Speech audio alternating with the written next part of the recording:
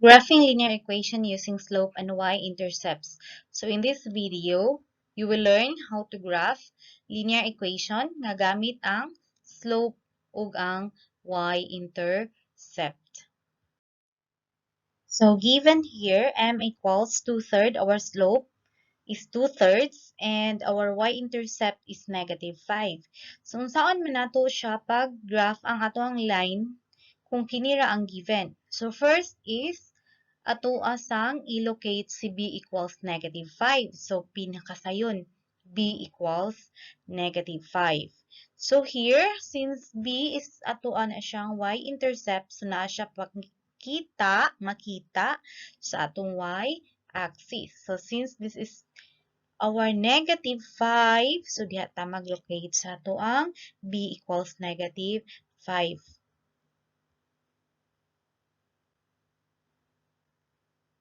Okay, good. So we have our b equals -5. So at this point, importante kay ni siya b equals -5 because mao na siya ang mahimo natong reference point sa atong slope, which is equal to 2/3. And from our previous discussion, ang slope is equal to rise over run. So here, ang rise nato is equal to 2, meaning pasaka ta kaduha. Then, ang ato ang run is equal to 3, so padagan pud ta ka tulo. So take note nga ato ang rise is positive, ang atong run is also positive. Therefore, kung run is positive, to the right. Okay, padulong ta sa tuo. If rise is positive, so meaning pasaka ta. So not all the time nga mangintag rise pasaka. Naapoy time nga paubos ta if it is negative. Kung ang run nato is negative, so that means maato ta padung sa wala. Okay, so let us start counting. So b equals -5.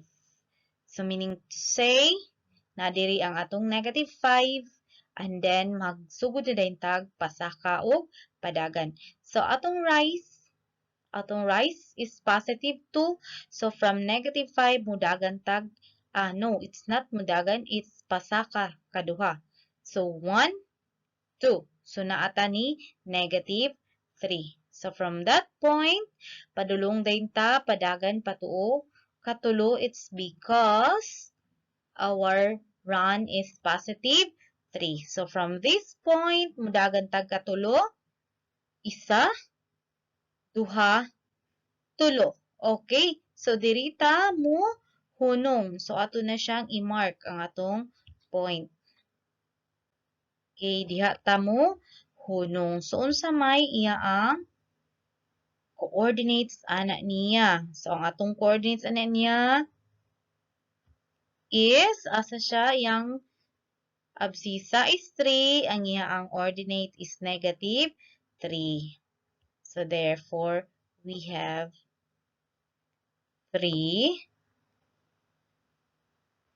and -3.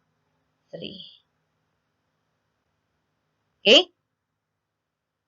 So we have already here our b equals -5 and our coordinates 3, -3 from our slope rise over run. So again, to recap, rise over run. So here, mag-una ta b equals -5. Pangitaon na to si b equals -5. Then mudagan tag katulo. Pwede ta mag-unag dagan. Basta ang atong dagan is 3. Dili dagan is 2. Pwede po ta diri 1, 2, 3. Dayon, magpasaka ta kada 1, 2. Still the same. Pwede po ta diri mag-unag pasaka kada 1, 2. Then dagan katulo to the right. 1, 2, 3. The same. So, it's now time to connect.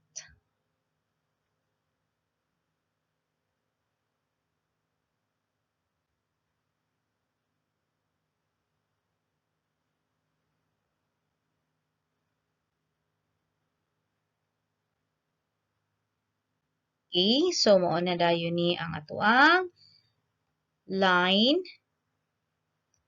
having m equals 2/3 and b equals -5. Okay, for the next example, m equals 3 and b equals 3. So again, ato ang i-locate si b equals 3. So naa siya sa y-axis. So this is b equals 3 since it is positive na siya sa ibabaw sa ato ang point of origin.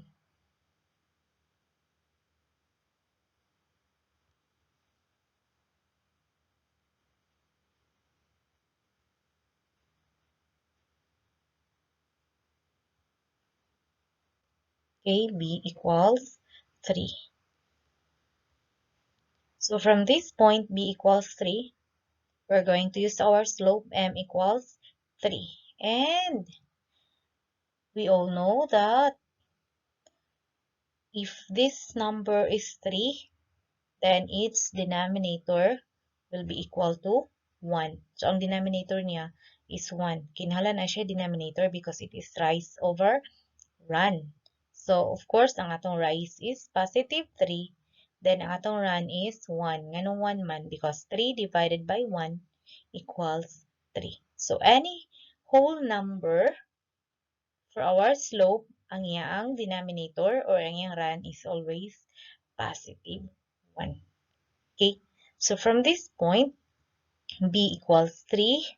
So, ma-rise tag katulo, then mudagan tag ka isa. So, 1, 2, 3. Okay, katulo na ta. Misaka, then mudagan tagka isa. Okay, this is now our m equals 3.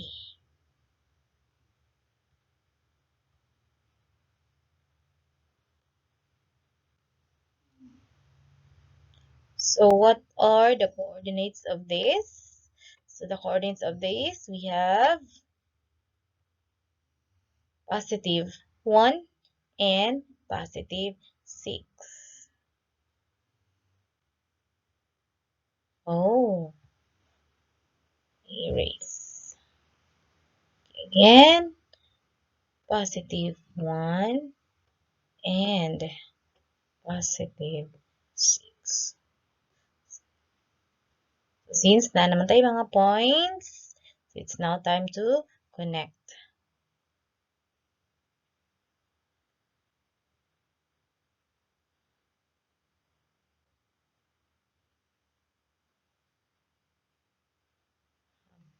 Okay, dili kalimtan ang arrow.